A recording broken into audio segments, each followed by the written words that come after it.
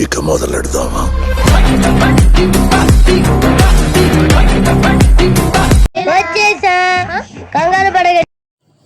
Welcome to మీ trader Telugu. ఈరోజు నా ఫస్ట్ ట్రేడ్ 26,100 సిఈ 1000 క్వాంటిటీని అరౌండ్ 40 రూపీస్ దగ్గరగా బై చేశాను.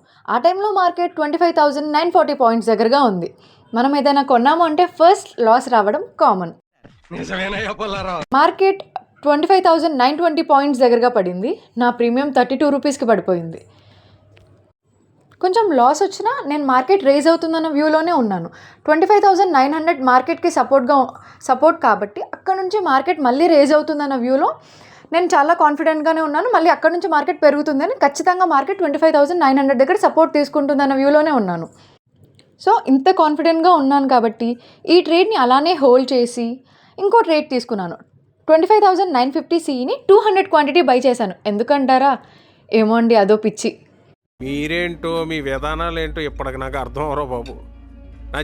నేను 25,950 సిఈని అరౌండ్ 60 రూపీస్ దగ్గరగా బై చేశాను. ఆ టైంలో నేను ఫస్ట్ తీసుకున్న ట్రేడ్ ప్రీమియం 32, 31 అలా ఉంది. మార్కెట్ నా కోసమే అన్నట్టుగా 900 దగ్గర కాకుండా 920 దగ్గరగానే సపోర్ట్ తీసుకుంది, రేజ్ అయింది. 200 క్వాంటిటీని 2,000 ప్రాఫిట్లో సేల్ చేసేసాను. నేను ఫస్ట్ తీసుకున్న ట్రేడ్ ఉంది కదా 26,100 సిఈని, నేను దాన్ని మళ్ళీ 38 రూపీస్ దగ్గరగా 1,500 క్వాంటిటీ బై చేశాను. టోటల్ 2,500 క్వాంటిటీని హోల్డ్ చేయాలని డిసైడ్ అయ్యాను. అంటే మార్కెట్ పెరుగుతుంది ఇంకా అన్న వ్యూలోనే ఉన్నాను నేను. సో ఖచ్చితంగా మార్కెట్ పెరుగుతుంది, ప్రీమియం కూడా పెరుగుతుంది అన్న వ్యూలో నేను దాన్ని హోల్డ్ చేశాను. యాక్చువల్లీ ఐఎమ్ రియలీ సారీ, ఈరోజు నేను సిస్టంలో ప్రాపర్గా రికార్డ్ చేయలేకపోయాను. నేను కొన్నది సేల్ చేసింది నేను చెక్ చేసుకోలేదు. సిస్టంలో రికార్డ్ అవుతుంది అనుకున్నాను, బట్ అది రికార్డ్ అవ్వలేదు. నేను ప్రాపర్గా రికార్డ్ చేయలేకపోయాను ఈరోజు. నా వల్ల ఏర్పడిన ఈ అంతరాయానికి నేను ఎంతగానో చింతిస్తున్నాను. ఇవే తగ్గించుకుంటే మంచిది. ఐఎమ్ రియలీ సారీ, నేను ప్రాపర్గా రికార్డ్ చేయలేకపోయాను.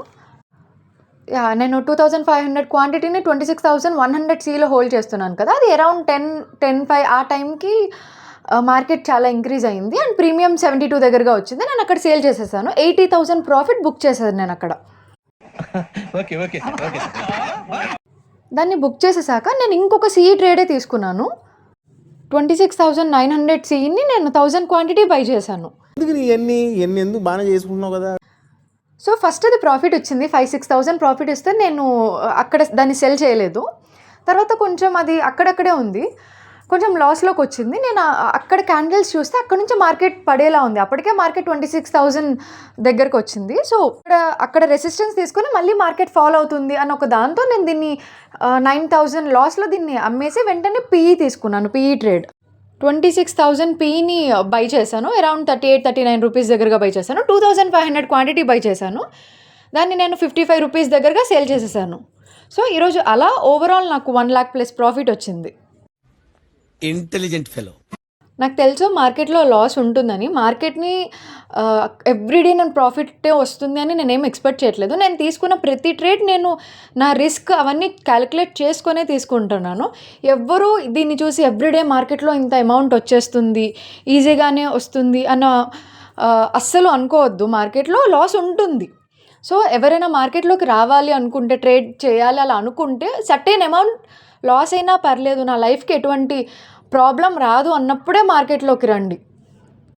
మార్కెట్లో ఎంత ప్రాఫిట్ వస్తుందో అంత లాస్ వచ్చే ఛాన్సెస్ కూడా ఎక్కువే ఉంటాయి and most of the time loss వచ్చే ఛాన్సెస్సే ఉంటాయి. సో లాస్ ఉండదు అనే వ్యూతో మాత్రం మార్కెట్లోకి రావద్దు. అండ్ లాస్ ఉంటుంది, సమ్టైమ్స్ లాసే ఎక్కువ ఉంటుంది. సో నేను ఇవన్నీ క్యాలిక్యులేట్ చేసే ట్రేడ్స్ తీసుకుంటాను. నాకు లాస్ వస్తుందని తెలుసు మార్కెట్లో. నేను మార్కెట్లో ఓవరాల్ వ్యూ ఏంటి, మార్కెట్ ఎక్కడ క్లోజ్ అవుతుంది, మార్కెట్ రేపు ఎక్కడ ఓపెన్ అవుతుంది, ఇవన్నీ నేను అంత చూసి ట్రేడ్ చేయను. నేను ట్రేడ్ చేసేటప్పుడు క్యాండిల్ ప్యాటర్న్స్ చాలా అక్యురేట్గా ఫాలో అవుతాను.